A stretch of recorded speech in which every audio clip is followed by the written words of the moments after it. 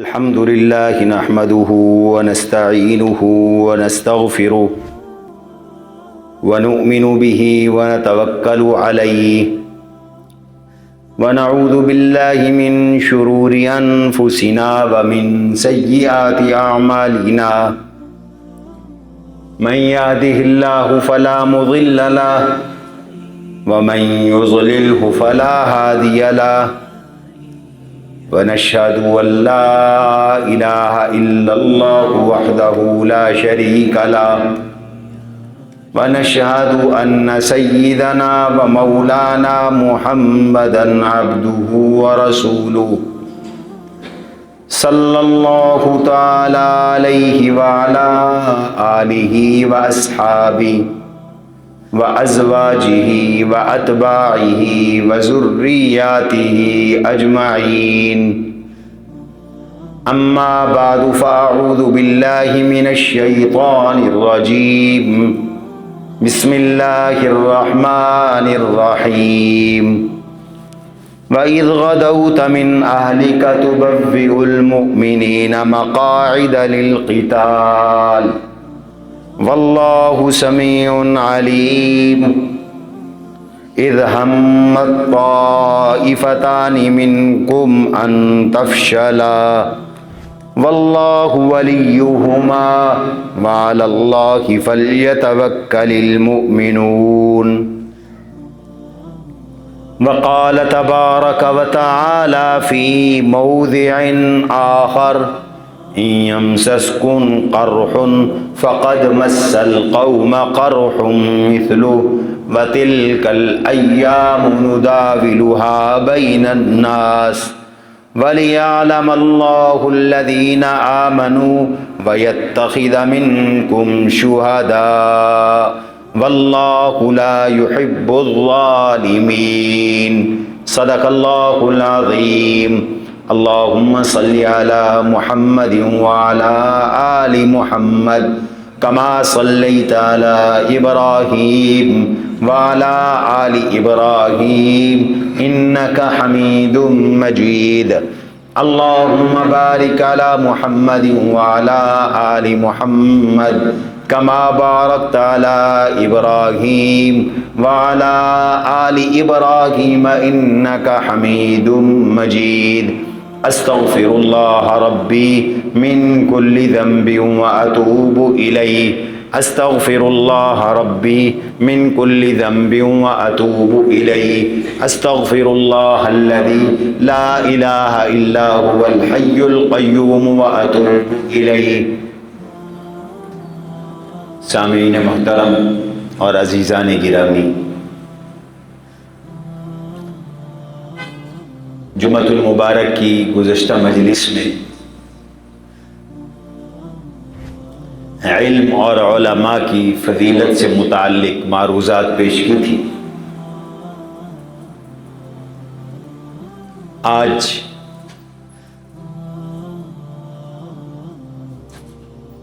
غزوہ احد سے متعلق کچھ معروضات آپ کی خدمت میں پیش کرنی ہیں۔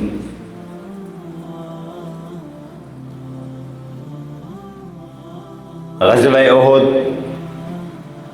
ہجرت کے تیسرے سال اسی ماہ شوال المکرم میں ہوا تھا،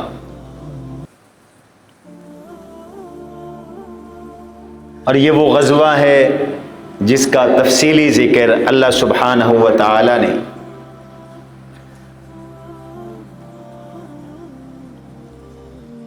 قرآن کریم کی سورہ آل عمران میں فرمایا ہے۔ اس میں حضور صلی اللہ علیہ وسلم کے نصارہ کے ساتھ، عیسائیوں کے ساتھ مناظرے کا بیان ہے۔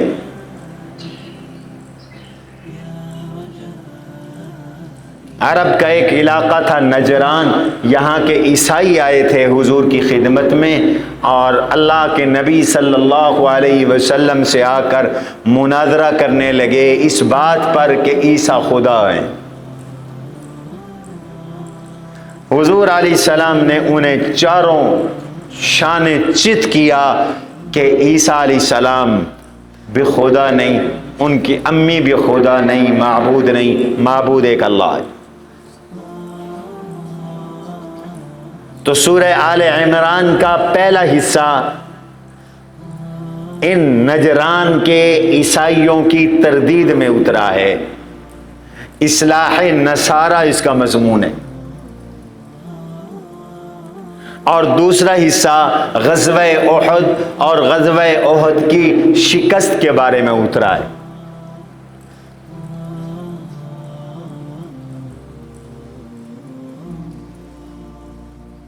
اللہ سبحانہ و تعالی نے غزوہ احد کا بھی تفصیلی ذکر قرآن میں فرمایا۔ سب سے پہلا غزوہ جو بڑا غزوہ ہے اس غزوے کا نام ہے غزوہ بدر۔ اس کا اجمالی ذکر سورہ آل عمران میں ہے اور اس کا تفصیلی ذکر وہ سورہ انفال میں ہے۔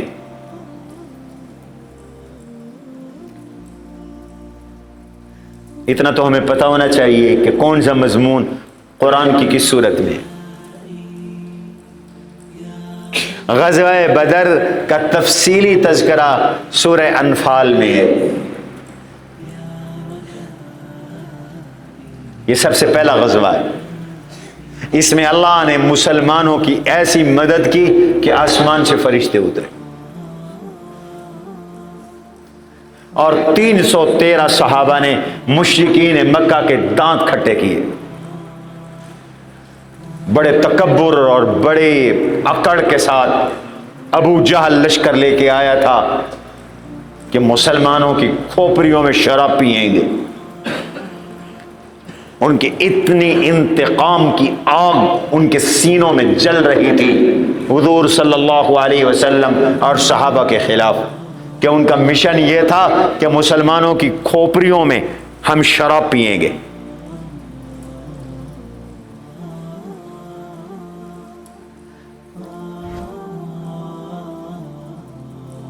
اور اکڑتے ہوئے آئے تھے، بدر میں آ گئے۔ حضور کو پتہ چلا تو حضور علیہ السلام بھی بغیر تیاری کے جیسے تھے، صحابہ کرام بھی بغیر تیاری کے آگے بھیڑ گئے۔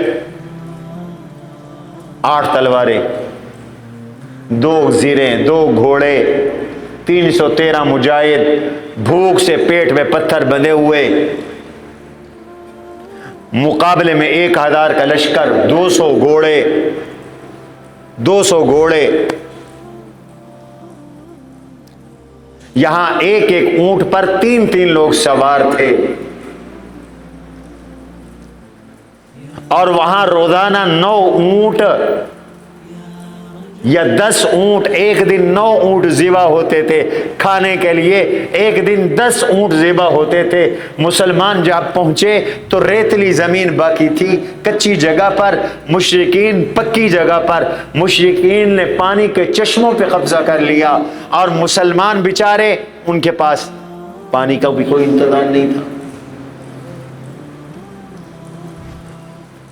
لیکن اللہ نے ایسی مدد اتاری کہ بارش برس پڑی، ان کی پکی زمین میں کیچڑ اور پھسلن آ گئی، اور مسلمانوں کی ریتلی زمین جم گئی، اور مسلمانوں نے ریت میں اپنے چشمے بنا کر، تالاب بنا کر پانی جمع کر لیا، اور پھر جم کر لڑے تو آسمان سے فرشتوں کا نزول ہوا، اور اللہ نے 70 بڑے بڑے کافر وہ انجام کو پہنچا دیے، قتل کروا دیے، اور 70 بڑے بڑے کافر گرفتار ہوئے۔ یہ پہلی جنگ ہے اسلام اور کفر کی حضور کے زمانے میں، اس کا نام غزوہ بدر ہے۔ اس کا تفصیلی ذکر سورہ انفال میں ہے، نام پارے کے اندر ہے۔ اور اس کے بعد جو سورت ہے وہ سورہ توبہ ہے۔ سورہ توبہ میں غزوہ تبوک جو اسلام کا آخری معرکہ ہے، ترتیب کیسی خوبصورت ہے قرآن کی۔ پہلے انفال ہے، انفال میں سب سے پہلا غزوہ، کل 27 غزوات ہیں۔ غزوہ اس جنگ کو کہتے ہیں جس میں جناب رسول اللہ صلی اللہ علیہ وسلم بنفس نفیس جہاد کے لیے تشریف لے گئے ہوں۔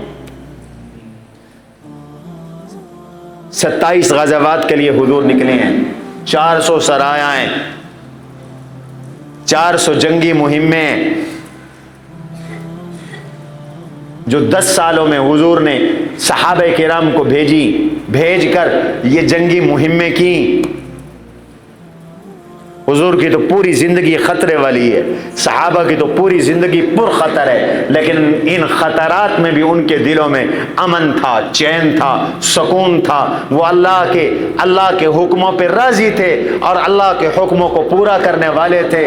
ان کی طبیعتوں میں تعیش نہیں تھا، آرام پسندی نہیں تھی، ان کی طبیعتوں میں محنت تھی، جفا کشی تھی، اللہ پر مر مٹنے کا جذبہ تھا، اللہ کے نبی پہ مر مٹنے کا جذبہ تھا، اللہ کے نبی کے احکام پر اپنا تن من دھن قربان کرنے کا جذبہ تھا۔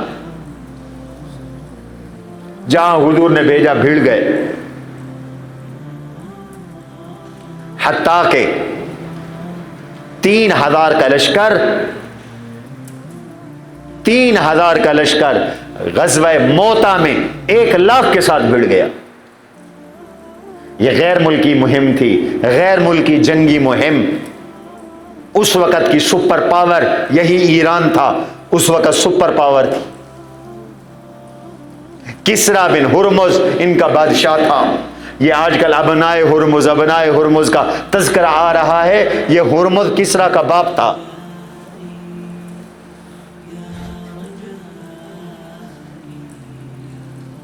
حضرت زید جو حضور کے متبنہ بیٹے تھے، حضور صلی اللہ علیہ وسلم نے ان کو بھیجا، جاؤ لڑو ان کے ساتھ۔ تو 3000 کے لشکر کا 1,00,000 کی فوجوں کے ساتھ مقابلہ ہوا۔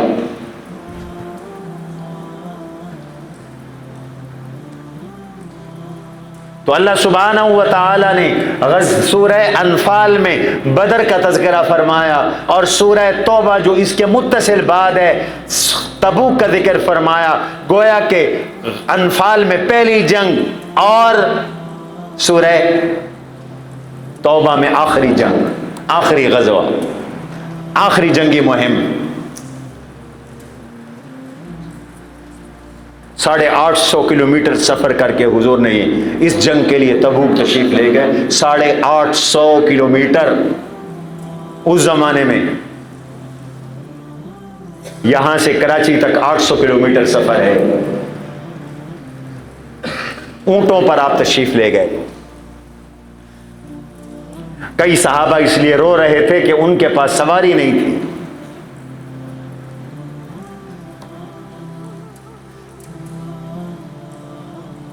اللہ یجدوا ما ينفقون۔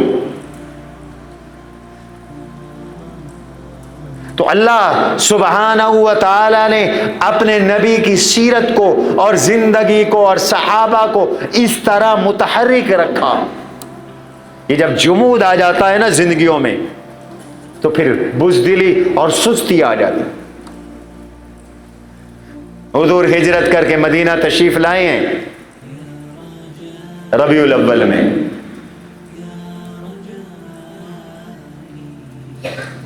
اگلے سال رمضان میں غزوہ بدر ہو گیا 2 ہجری میں۔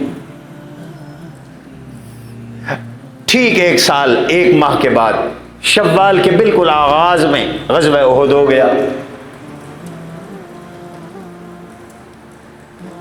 جب کٹاس لگی ان مشرکین مکہ کو بدر میں کہ 70 ان کے بڑے بڑے سردار قتل ہوئے اور 70 گرفتار ہوئے، تو ان کی بڑی بے عزتی ہوئی، اور مشرکین مکہ تو عرب میں بہت باوقار سمجھے جاتے تھے۔ یہ کعبے کے مجاور تھے، یہ کعبے کے خادم تھے، یہ حرم کے متولی تھے، مسجد حرام کے والد کہلاتے تھے۔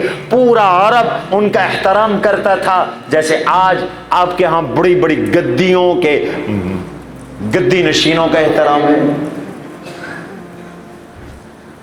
لوگ عقیدت میں ان کا پیشاب بھی پینے کو تیار ہو جاتے ہیں۔ ہاں آج بھی لوگوں میں یہ عقیدت ہے، اندھے اور جاہل مرید۔ پیغام بھیج دیا بس ہمیں ووٹ دینا، او جی پیر سہی کو کان نہ تھی۔ تو یہ پوزیشن تھی، اس سے زیادہ مشرکین مکہ کی پوزیشن تھی، بہت بے عزتی ہوئی۔ جس گھر کو دیکھو کوئی نہ کوئی بندہ مر گیا ہے، قتل ہو گیا ہے،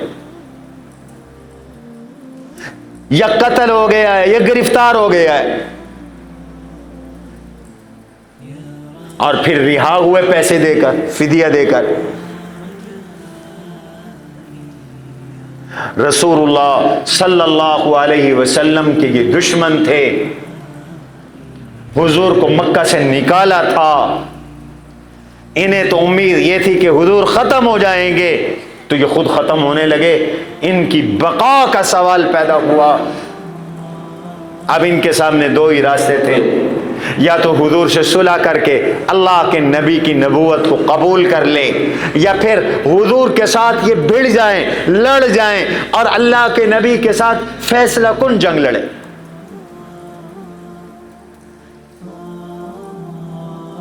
چنانچہ مشرکین مکہ نے میٹنگ کی غزوہ بدر میں ناکامی کے بعد کہ کیا کرے۔ اس غزوہ بدر میں ابو سفیان رضی اللہ عنہ جو بعد میں صحابی بن گئے اور اس وقت مشرکین کے ایک بڑے سردار تھے، وہ قافلہ لے کر شام سے آ رہے تھے جس میں کروڑوں روپے مالیت کا سامان تھا۔ حضور نکلے تھے اس پہ حملہ کرنے کے لیے۔ یہ تو اچانک جنگ بدر کرنی پڑ گئی، صحابہ تو اس کے لیے نکلے تھے، بدر کی جنگ کے لیے تھوڑے نکلے تھے۔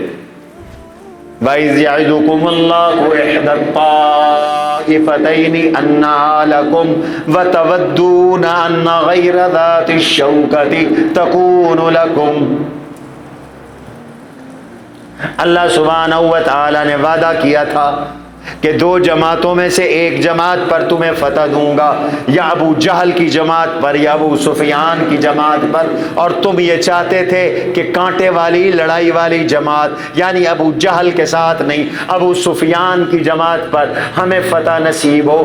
تمہاری اپنی مرضی تھی، تمہاری اپنی چاہت تھی، اللہ کی اپنی چاہت تھی۔ وَيُحِقُّ اللَّهُ الْحَقَّ بِكَلِمَاتِهِ، اللہ سبحانہ حق کو غالب کرنا چاہتے تھے، باطل کو شکست دینا چاہتے تھے، اس لیے اللہ نے ابو سفیان کے ساتھ نہیں، تمہارا واسطہ ابو جہل کے ساتھ ڈال دیا۔ تو بڑا منافع آیا تھا اس تجارتی قافلے سے، جو ابو سفیان قافلہ بچا کر نکل گئے تھے، بڑا کروڑوں روپے کا منافع تھا۔ تو مکہ کے اب جو موجودہ سردار تھے ان میں عبداللہ بن ربیعہ، ابو جہل کے بیٹے عکرمہ بن ابی جہل، حارث بن ہشام، حویتب بن عبد العزیٰ اور صفوان بن امیہ،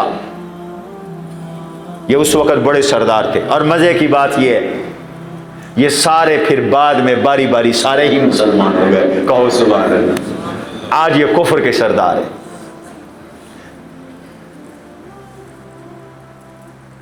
اور یہ جو بدر میں لوگ قتل ہوئے تھے یہ ان کے وارث تھے، یہ سارے مل کر ابو سفیان کے پاس آئے، اور بعض روایات سے معلوم ہوتا ہے ابو سفیان ان کے پاس گئے اور کہا کہ نفع تو ساری زندگی کھاتے رہیں گے، کماتے بھی رہیں گے، بزنس بھی کرتے رہیں گے، تجارت بھی کرتے رہیں گے، یہ منافع روک لو اور کسی کو نہ دو، اس پرافٹ سے، اس منافع سے مسلمانوں کے ساتھ دو ہاتھ کر لیں، جنگ لڑ لیں، بدلہ لیں۔ اور بعض روایات میں آتا ہے انہوں نے 1000 اونٹ بیچے اس جنگ کی تیاری کے لیے، 1000 اونٹ بیچے۔ اندازہ لگاؤ کتنے کروڑ اور ارب روپے بنے ہوں گے۔ آج بھی کوئی اونٹ 5-7 لاکھ روپے سے کم نہیں ہے، اور 1000 اونٹوں کی قیمت لگاؤ۔ اللہ اکبر، 50,000 دینار ان کا منافع تھا، 50,000 دینار۔ دینار سونے کا 4.25 ماشے سونا ہوا کرتا، 20 دینار 7.5 تولے سونا ہوتے ہیں۔ اب ضرب لگا دینا، 50,000 دینار اور 1,000 اونٹوں کی قیمت، پیسہ اکٹھا کیا، اسلحہ خریدا، جنگ کی تیاری کی، مسلمانوں کو ختم کر دینا ہے، حملہ کر دینا ہے، مٹا دو اپنے دشمن کو، نعوذ باللہ مسلمانوں کو ختم کر دو۔ توجہ رہے میری طرف، افراد بھی چاہیے تھے۔ ایک وفد بنایا، عمر بن عاص، عبداللہ بن زباری، حبیرہ بن ابی وہب، مصافح بن عبد مناف پر مشتمل تھا۔ مکہ کے ارد گرد قبیلوں کے پاس بھیجا، ان کو ابھارا، اٹھو وقت آ گیا ہے، مسلمانوں کے خلاف مل کر جنگ کریں، لڑائی کریں۔ ایک نعرہ بنا دیا، ان محمدا قد وترکم وقتل خیارکم فاعینونا بہذا المال۔ جگہ جگہ جا کر یہ تقریر کرتے تھے، ان محمدا قد وترکم، محمد نے تمہاری نسلیں مٹا دی ہیں، وقتل خیارکم، تمہارے بڑوں کو قتل کر دیا ہے، فاعینونا بہذا المال، ہاں اس مال کے ساتھ ہماری مدد کرو، بدلہ لو، انتقام لو، اور اپنے بڑوں کا بدلہ لو، اپنی نسلوں کا بدلہ لو۔ جگہ جگہ جا کر یہ نعرہ لگائے، بھڑکایا لوگوں کو۔ ابو عزہ ایک شاعر تھا، یہ بدر میں بھی گرفتار ہوا تھا۔ حضور نے اس شرط پہ چھوڑا تھا کہ بدبخت تو نے اب مسلمانوں کے خلاف بد زبانی نہیں کرنی، بک بک نہیں کرنی تو نے۔ یہ مسلمانوں کے خلاف بک بک کرتا تھا، صحابہ کو بھونکتا تھا، جیسے آج کچھ لوگ صحابہ کو بھونکتے ہیں، انہیں مزہ آتا ہے صحابہ کو بھونکنے میں، اس کو بھی مزہ آتا تھا۔ یہ اس وعدے کے ساتھ نکلا تھا، رہائی پائی تھی کہ میں آئندہ صحابہ کو بک بک نہیں کروں گا، اس کو بھی تیار کیا۔ تم جاؤ قبائل میں اور جا کر صحابہ کے خلاف قصیدے پڑھو، اشتعال پھیلاؤ،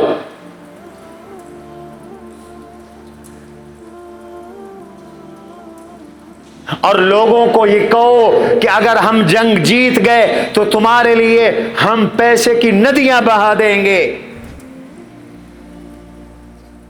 اور اگر ہم جنگ ہار گئے اور تم قتل ہو گئے تو تمہاری بیٹیوں کی ہم کفالت کریں گے۔ اللہ نے ان کی اس جنگی مہم کو قرآن میں ذکر کیا، ان الذين كفروا ينفقون اموالهم ليصدوا عن سبيل الله فسينفقونها ثم تكون عليهم حسرة ثم يغلبون والذين كفروا الى جهنم يحشرون۔ ان الذین کفروا، جو کافر ہے، ينفقون اموالهم، وہ اپنے مال خرچ کر رہے ہیں تاکہ اللہ کے راستے سے روکیں۔ اللہ نے کہا یہ اب تو خرچ کر رہی ہیں، کل کو یہ پچھتائیں گے، روئیں گے، ہار بھی جائیں گے، دنیا میں یہ ہار جائیں گے۔ والذین کفروا الی جہنم یحشرون، اور آخرت میں یہ جہنم میں اکٹھے کیے جائیں گے۔ دنیا میں بھی شکست، آخرت میں بھی شکست، دنیا میں بھی ان کے لیے ذلت اور آخرت کے لیے بھی ان کے لیے ذلت، اعلان کر دیا اللہ سبحانہ و تعالی نے۔ لوگ تیار ہو گئے، چندہ جمع ہو گیا، پیسے اکٹھے ہو گئے، 50,000 دینار، 1,000 اونٹوں کے پیسے، 3,000 کا لشکر تیار ہو گئے، 3,000 جنگجو، اونٹ لے لیے، گھوڑے، اس وقت کا اسلحہ تھے، تیر، تلوار، زرے، خود جنگی لباس، آخری حربہ، عورتوں کو بھی ساتھ لے گئے۔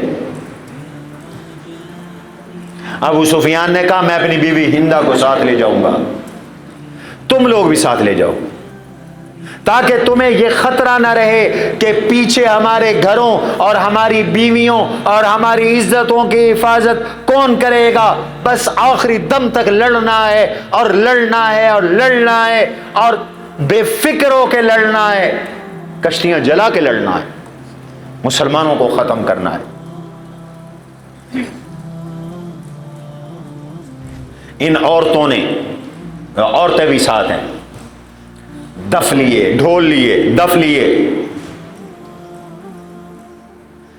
اور جب یہ لشکر روانہ ہو رہا تھا تو دف بجا بجا کر انہوں نے مقتولین بدر میں جو لوگ قتل ہوئے تھے، ان کے باپ، ان کے چچے، ان کے بھائی، ان کے بیٹے، یہ جو 70 لوگ قتل ہوئے تھے، ان کا نوحہ پڑھنے لگے، آگ لگا دی، نوحہ پڑھتے پڑھتے آگ لگا دی، نام لیتے تھے ایک ایک کا، جیسے عورتیں نوحہ پڑھتی ہیں، اور وینڈ نہیں کریں آپ، بین کرنے لگی، دف بھی بجانے لگی، آگ لگا دی، خود بھی رویا، پورے مکے والوں کو رلایا، مرثیے پڑھے، کبھی ابو جہل کا مرثیہ، کبھی عتبہ کا مرثیہ، کبھی شیبہ کا مرثیہ، کبھی امیہ کا مرثیہ، کبھی ولید کا مرثیہ، آگ لگ گئی پوری طرح پورے مکے میں اور مکے کے ماحول میں، اور انتقام کے نعرے بج گئے، اور حضور کے خلاف اور صحابہ کے خلاف ایک لشکر جرار تیار ہو گیا، اور چپکے سے نکل پڑے، تاکہ اچانک جا کر دھاوا بولے مدینے پر مسلمانوں کو ختم کر دے، قتل کر دے مسلمانوں۔ حضور کے چچا حضرت عباس رضی اللہ عنہ مکہ میں تھے، یہ آخری مہاجر ہیں حضرت عباس، جب مکہ حضور فتح کرنے کے لیے تشریف لے جا رہے تھے تو یہ ہجرت کر کے مدینہ جا رہے تھے، راستے میں ملاقات ہو گئی، حضور نے فرمایا عباس میں آخری نبی ہوں، تو آخری مہاجر ہے، میرے بعد نبی کوئی نہیں، تیرے بعد مکہ سے مدینے آنے والا مہاجر کوئی نہیں۔ حضور کے چچا بھی تھے، ہمدرد بھی تھے، انہوں نے خط لکھا اور اطلاع دی کہ آپ کے خلاف ایک لشکر جرار آ رہا ہے، سنبھل جاؤ، تیار ہو جاؤ۔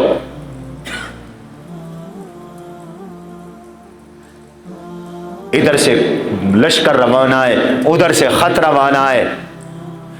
لشکر کے پہنچنے سے کچھ عرصہ پہلے حضرت عباس رضی اللہ عنہ کا یہ خط رسول اللہ صلی اللہ علیہ وسلم کی خدمت میں پہنچا، آپ نے فرمایا ابی بن کعب رضی اللہ عنہ کو کہ یہ خط پڑھ کر سناؤ، انہوں نے خط پڑھ کے سنایا تو آپ نے فرمایا خبردار کسی کو بتانا نہیں ہے، خوف و ہراس نہ پھیلے، کسی کو نہیں بتانا، خاموش رہیں، یہ جنگی راز ہے، ابھی ہم نے تیاریاں بھی کرنی ہیں۔ قرآن کا بھی یہی فیصلہ ہے کہ جب کوئی خطرے کی بات آ جائے تو اس کو پھیلانا نہیں چاہیے، ذمہ داران کو بتانا چاہیے، ذمہ داران کو بتانا چاہیے۔ مدرسوں میں، اداروں میں، تعلیمی اداروں میں بھی یہی اصول ہونا چاہیے۔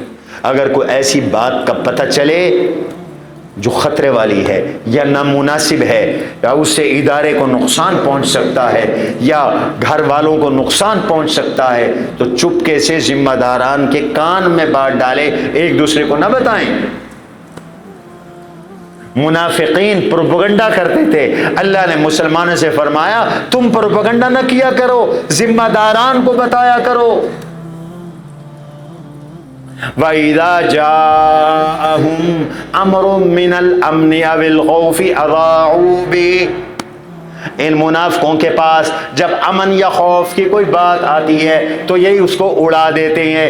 اللہ فرماتے ہیں وَلَوْ رَدُّوهُ إِلَى الرَّسُولِ وَإِلَى أُولِي الْأَمْرِ مِنْهُمْ لَعَلِمَهُ الَّذِينَ يَسْتَنبِطُونَهُ مِنْهُمْ وَلَوْلَا فَضْلُ اللَّهِ عَلَيْكُمْ وَرَحْمَتُهُ لَاتَّبَعْتُمُ الشَّيْطَانَ إِلَّا قَلِيلًا۔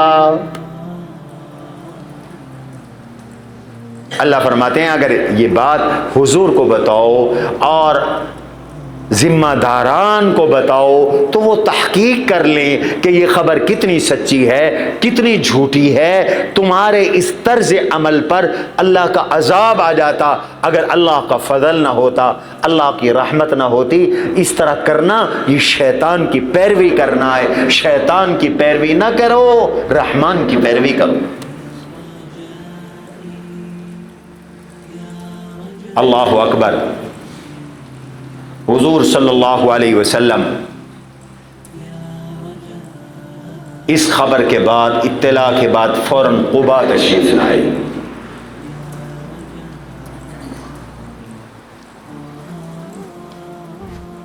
اور بڑے بڑے صحابہ سے مشورہ کیا اور انہیں بھی منع کیا کہ کسی کو بتانا نہیں ہے.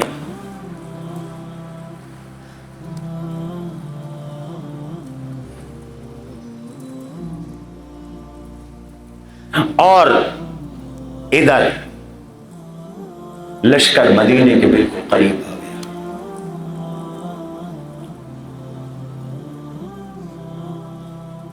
عمر ابن سالم دوڑتے ہوئے مدینے آئے اور حضور کو اطلاع دی.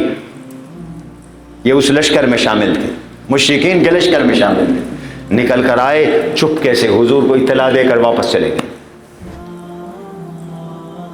آپ نے دو صحابی انس اور مونس بھیجے کہ جاؤ کفار کی مخبری کر کے رہو. یہ مخبری کے لیے چلے گئے اور آ کر بتایا کہ حضرت اونٹ چر رہے ہیں اور 1000 کے قریب ان کے اونٹ ہیں. پھر حضور نے حضرت حباب بن منذر کو بھیجا کہ تم مخبری کر کے آؤ، تعداد معلوم کر کے آؤ. وہ واپس آئے اور آ کر حضور صلی اللہ علیہ وسلم کو اس کی اطلاع دی. اس دوران حضور نے خواب دیکھا.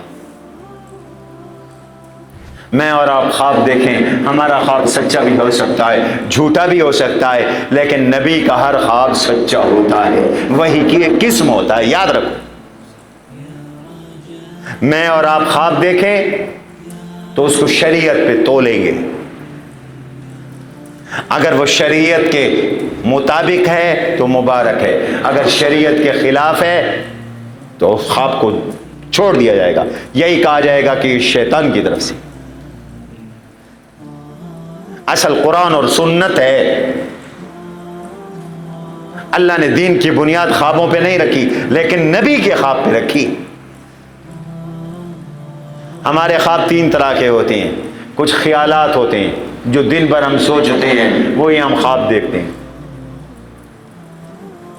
کچھ اللہ کی طرف سے ہوتے ہیں سچے خواب، کچھ شیطان کی طرف سے گندے ڈراؤنے خواب ہوتے ہیں، گندے خواب ہوتے ہیں. لیکن نبی کا ہر خواب سچا ہوتا ہے. قرآن نے نبیوں کے خواب ذکر کیے. کتنے نبیوں کے خواب قرآن نے ذکر کیے؟ ابراہیم علیہ السلام کا خواب ذکر کیا. فلما بلغ معه السعي قال يا بني إني أرى في المنام أني أذبحك فانظر ماذا ترى قال يا أبت افعل ما تؤمر ستجدني إن شاء الله من الصابرين. سچا خواب تھا. یوسف علیہ السلام کا خواب قرآن نے ذکر کیا. انی رأیت 11 کوکبا والشمس والقمر رأیتهم لی ساجدین. بابا جان میں نے دیکھا ہے. اس لیے یعقوب علیہ السلام نے فوراً کہا یا بنی لا تقصص رؤیاک علی اخوتک فیکیدوا لک کیدا. بیٹا بھائیوں کو یہ خواب نہ بتانا، یہ تجھے نقصان پہنچائیں. یوسف علیہ السلام کا اپنا خواب بھی سورہ یوسف میں مذکور ہے. بادشاہ کا خواب بھی سورہ یوسف میں مذکور ہے، جس کی تعبیر اور تدبیر یوسف علیہ السلام نے بیان کی تھی. آج پھر تدبیر کا دور ہے. دنیا میں جنگیں ہو رہی ہیں خیر سے، पेट्रोल 448 रुपए 49 रुपए लीटर हो गए। और अगर ये जंगें रहीं तो दुनिया में कहते हैं पेट्रोल बंद होने का खतरा है। इसलिए हुकूमत का फर्ज है कि हुकूमत अभी से प्लानिंग करे। यूसुफ अलैहिस्सलाम ने प्लानिंग सिखाई थी, मंसूबा बंदी सिखाई थी। बादशाह ने ख्वाब देखा था, बंदा भेजा ताबीर के लिए यूसुफ अलैहिस्सलाम के पास। रमजान में यहां सूरह यूसुफ का दर्स होता रहा है।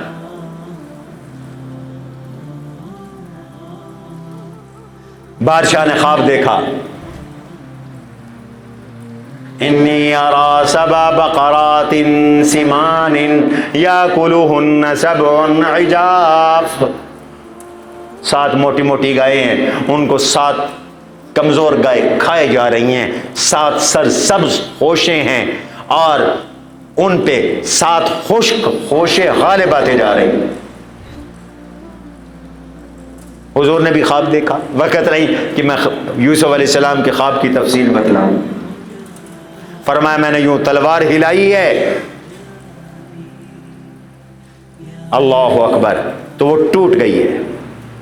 फिर मैंने तलवार चलाई है तो वो जुड़ गई है और खूबसूरत हो गई है। और मैंने ख्वाब में अपने आप को ज़िरा पहने हुए देखा है। मैंने ख्वाब में एक गाय देखी है जो ज़िबा हो गई है। मैंने एक तलवार देखी है जिसका सिरा टूट गया है। और एक रिवायत में है हुजूर ने फरमाया मैंने तलवार चलाई है, उसमें दंदाने पड़ गए हैं।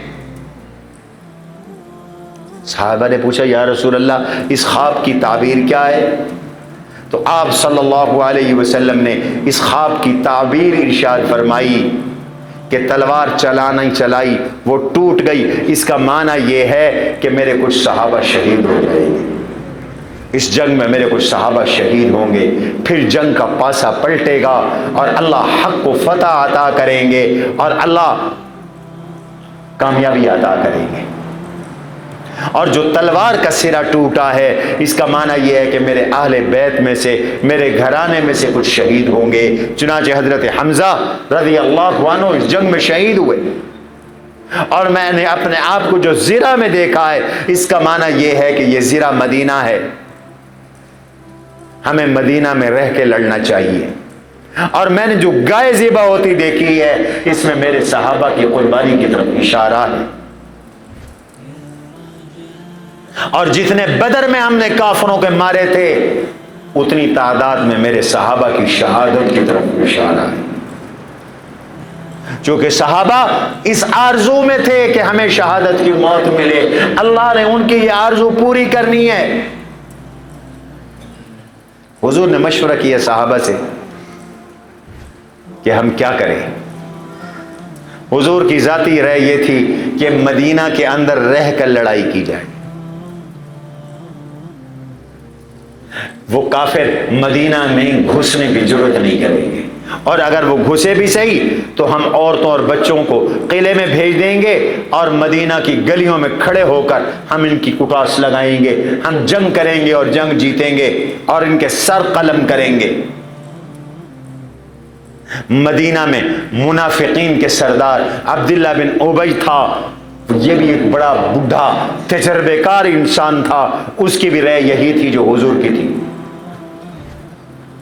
लेकिन जज्बाती नौजवान जो बदर में शरीक नहीं हो सके थे, उन्हें जंग का बड़ा शौक था, वो अड़ गए और उन्हें कहा या रसूलुल्लाह सल्लल्लाहु अलैहि वसल्लम, हम बदर में शरीक नहीं हुए, हमें मौका दीजिए, हम इन काफिरों के दांत खट्टे करेंगे, हम मैदान में इनके साथ लड़ेंगे, हम इनको मैदान के अंदर सीधा करेंगे।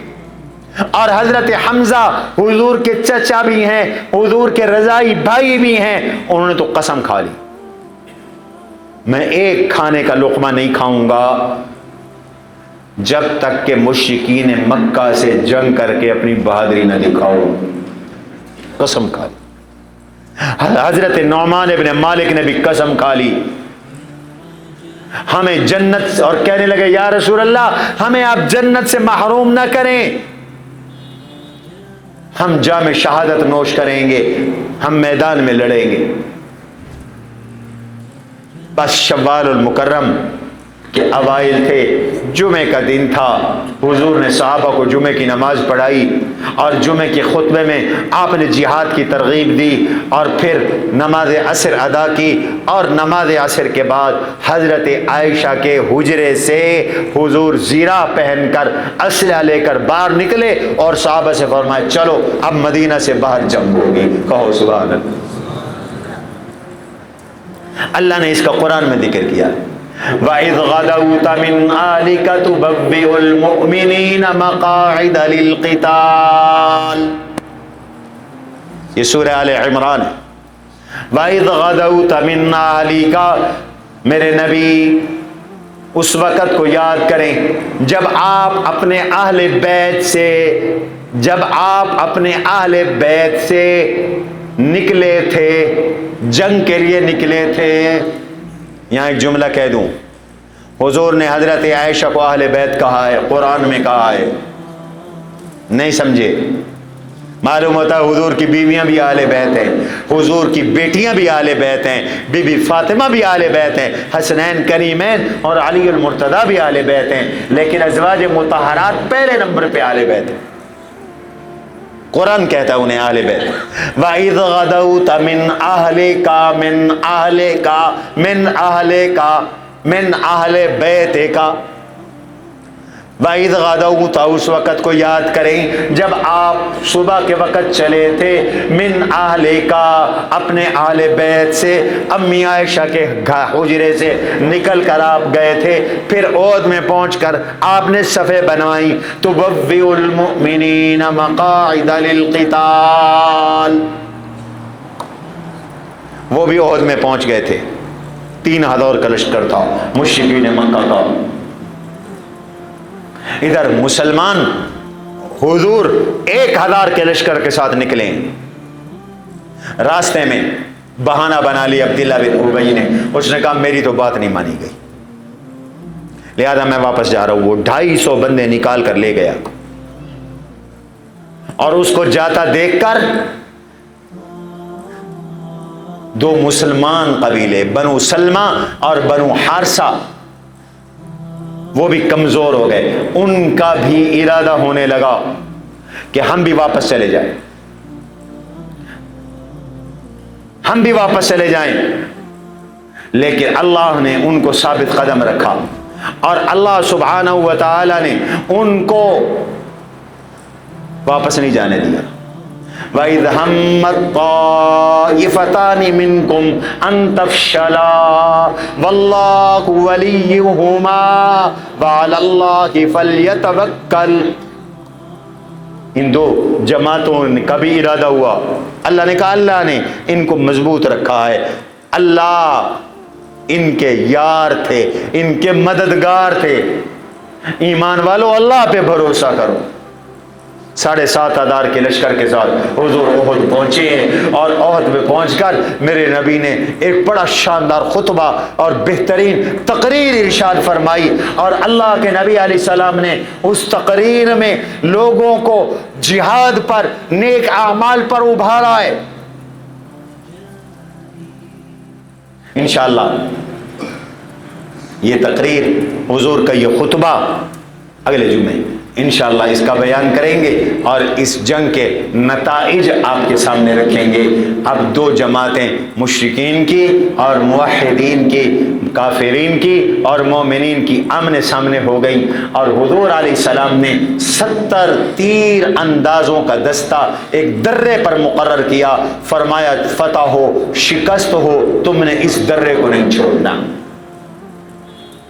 آج بھی اس درے کو کہتے ہیں جبل رومات، جس نے حج یا عمرہ کیا ہے وہ احد میں ایک چھوٹی سی پہاڑی ہے، آج بھی موجود ہے، وہ ان کی زیارت کرتے ہیں، ان کو دیکھ کے آئے۔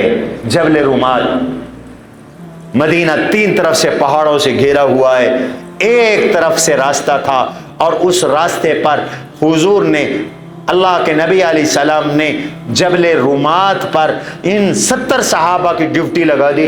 فرمایا کہ تم اگر دیکھو کہ ہماری لاشوں کو درندے نوچ رہے ہیں تب بھی تم نے نہیں چھوڑنا اور اس پر ثابت قدم رہنا ہے. 70 صحابہ. حضرت عبداللہ ابن جبیر رضی اللہ تعالیٰ عنہ کو ان کا امیر بنایا. جنگ شروع ہو گئی. مشرکین اس طرف سے آئے, ان تیر اندازوں نے ان کو گھسنے نہیں دیا اندر, خوب مرمت کی. پھر مقابلہ شروع ہوا. اس مقابلے میں بڑی جواں مردی کے ساتھ حضور کے صحابہ لڑے. مشرکین کے دانت کھٹے کیے. فتح مسلمانوں کی کو مل گئی.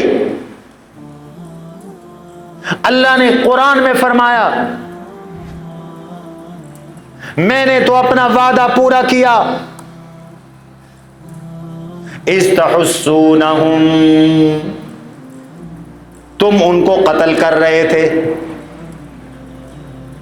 بِإِذْنِ, اللہ کے حکم کے ساتھ. بڑے بڑے کافر اس آج بھی مارے گئے. مشرکین بھاگ گئے مشرکین نکل گئے. اللہ نے فتح مسلمانوں کے نصیب میں فرما دی. لیکن صحابہ کرام رضوان اللہ علیہم اجمعین کو ایک چھوٹا سا مغالطہ لگا, ان سے تھوڑی سی لغزش ہوئی, اس کی وجہ سے جنگ کا پاسا پلٹ گیا. باقی انشاءاللہ آئندہ. سبحان ربک رب العزت عما یصفون وسلام المرسلین والحمد للہ رب العالمین.